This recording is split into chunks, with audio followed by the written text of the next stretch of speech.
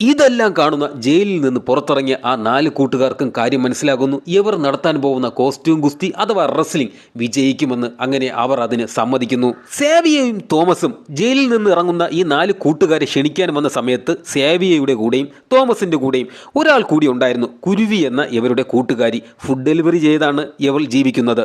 കുരുവിയും ഈ റെസ്ലിംഗിൽ ഒരു അംഗമാണ് കേട്ടോ. ഇതിനുശേഷം ഇവർ കൂട്ടുകാരെല്ലാ പേരും കൂടി ചേർന്ന് മേയറിനെ കാണാൻ പോകുന്നുണ്ട്. മേയറിന്റെ കയ്യിൽ നിന്നും റെസ്ലിംഗ് ചെയ്യാനുള്ള പെർമിഷൻ വാങ്ങിക്കാൻ വേണ്ടി മേയർക്ക് കാര്യം മനസ്സിലായില്ല എങ്കിലും മേയർ പെർമിഷൻ കൊടുക്കുന്നു. പിന്നീട് തോമസും സേവിയറും കുരുവിയും കൂട്ടുകാരും എല്ലാം ചേർന്ന് ഒഴിഞ്ഞു കിടക്കുന്ന ഒരു ഗോഡൗൺ ക്ലീൻ ചെയ്ത് റെസ്ലിംഗ് നടത്താൻ വേണ്ടിയുള്ള എല്ലാതരം സെറ്റപ്പും ചെയ്യുന്നു. റെസ്ലിംഗ് നടക്കുന്ന ആ സ്ഥലത്തെ അവർ പവർ ഹൗസ് എന്നും അവരുടെ പ്രോഗ്രാമിനെ ഫ്രൈഡേ ഫൈറ്റ് നൈറ്റ് എന്നും പേരിടുന്നു.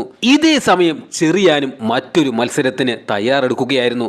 ആരാണ് ചെറിയാനെന്നറിയാമോ? കുട്ടിക്കാലത്ത് തോമസും വെട്രിയും സാവിയോയും സിനിമ കാണാൻ പോയപ്പോൾ കാറിൽ തൊട്ടു എന്ന് പറഞ്ഞ് ഡ്രൈവറെ കൊണ്ട് പ്രശ്നമുണ്ടാക്കിച്ച ഒരു പയ്യനില്ലേ, ആ പയ്യൻ തന്നെയാണ് ചെറിയാൻ. പോരാത്തതിന് വാൾട്ടർ തോൽപ്പിച്ച മാണിയുടെ മകൻ കൂടിയാണ് ചെറിയാൻ. മാണി ഇപ്പോൾ സ്ട്രോക്ക് വന്ന് വീൽ ചെയറിലാണ്.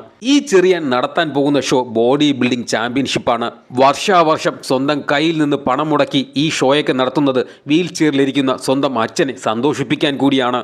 ചെറിയാൻ താൻ നടത്താൻ പോകുന്ന ഷോയുടെ നോട്ടീസ് തൻ്റെ കൂടെയുള്ള ജിമ്മന്മാരുമൊത്ത് നല്ല രീതിയിൽ വിതരണം ചെയ്തുകൊണ്ടിരിക്കുകയായിരുന്നു.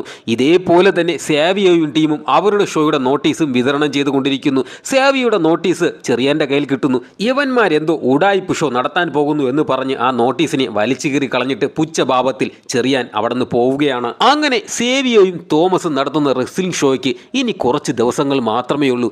ഒരു ദിവസം സേവിയോ ഓടിപ്പിടച്ച് വരികയാണ്. എന്നിട്ട് തൻ്റെ റൂമിലെത്തി ബാഗെടുത്ത് തുണികളെല്ലാം പാക്ക് ചെയ്യുന്നു.